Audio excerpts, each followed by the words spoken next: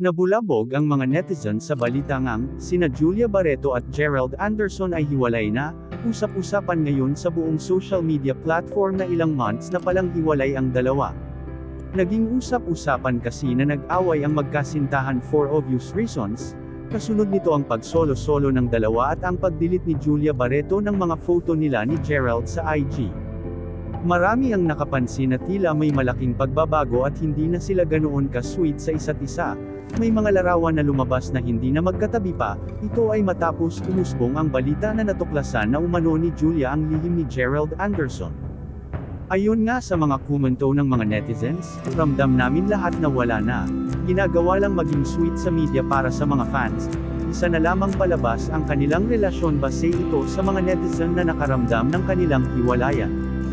Samantala matapang na nagsalita naman si Claudine Barreto, ayon dito ay hindi daw siya naniniwala sa paghihiwalay na isa lang lagi ang may diferensya, at sinabi nito kay Julia pag hindi na masaya ay itigil na at palayain na.